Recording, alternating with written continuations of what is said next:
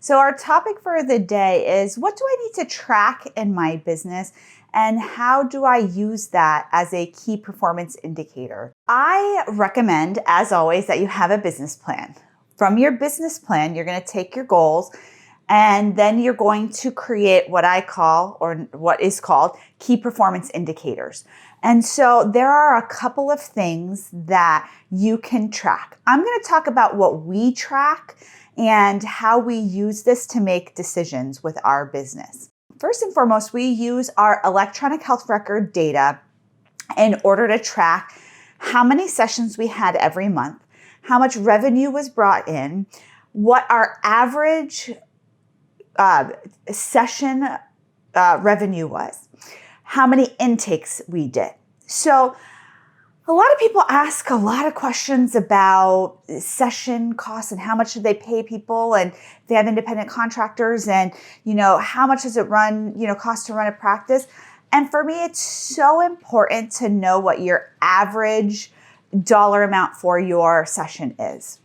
You can say you charge $150, but if you're doing a lot of sliding scale, or even if you're not doing a typical sliding scale, but you're putting a lot of people to $125, or you have people that were there from previous, you don't really charge $150 in the sense that you're not making $150 off of 10 or 15, 20 sessions that you're doing a month. So when I do consulting with people, that's usually one of the first questions I ask, and that's not really an answer a lot of people are able to give me.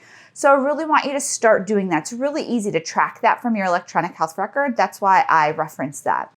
I think it's also really, really important to track how many intakes you have every single month for a couple of reasons. One, so you can know if you're growing. You can see what your conversion rates are for your calls.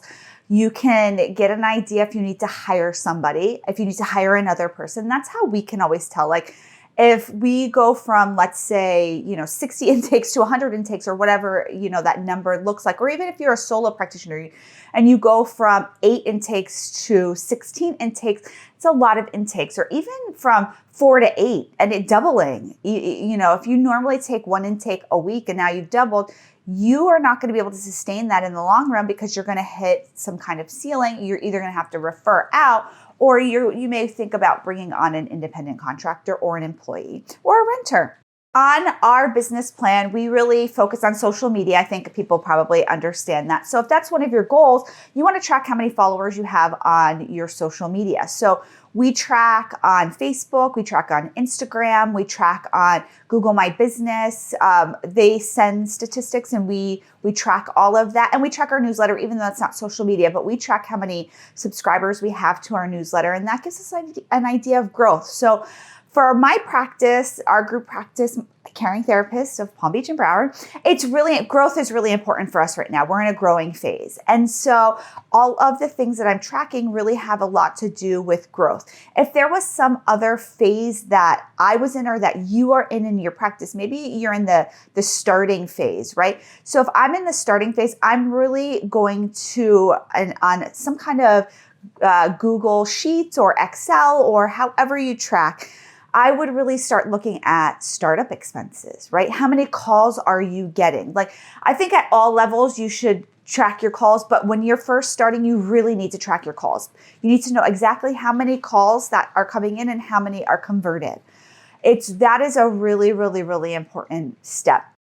I'll be honest, and some people might cringe at this, we don't really track how many calls we get in because the volume is so high, and we get a lot of random calls. Like a lot of people assume we're a treatment center. So they will, call and say, oh, can you take my, so-and-so for 30 days. And while that is a call coming in, that's not something we're converting. We're not able to convert it. And it just if we start tracking all the calls, we look for themes in our calls. Like, are we getting a lot of calls for a particular insurance? That is something we look for.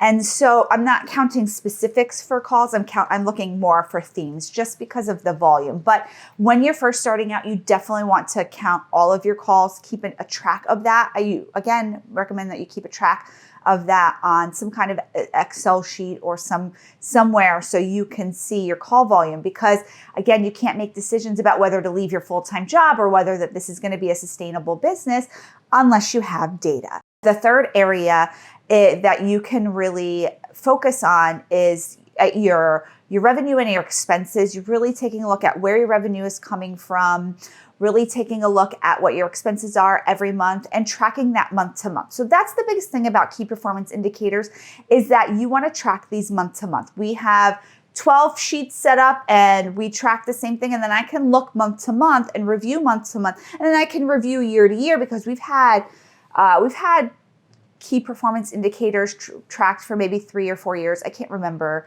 I think it's about 3 years I have data, like really good hard data. So I can go back and look at all the growth of the business. I can look at all the numbers and really see where we're at and see where we're going. So this really, really helps to make decisions.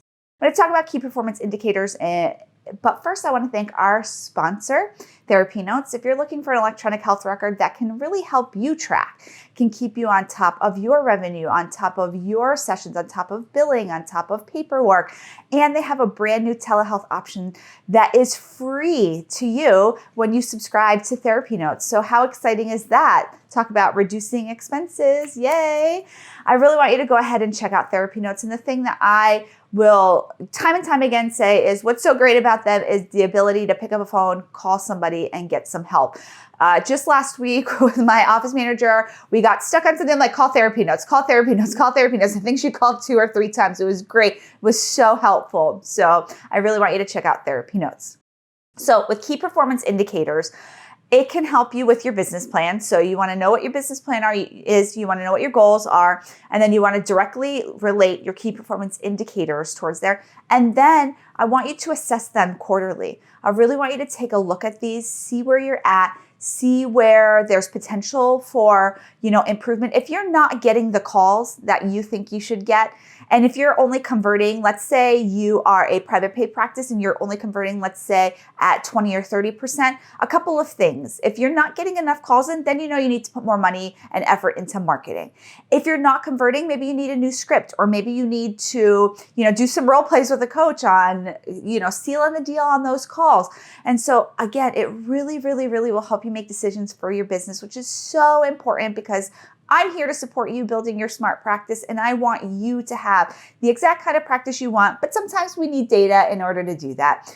So I hope you enjoy your key performance indicators. Let me know if you need any help with them. I'm here most days of the week, answer your questions. I'll see you soon, everybody. Bye.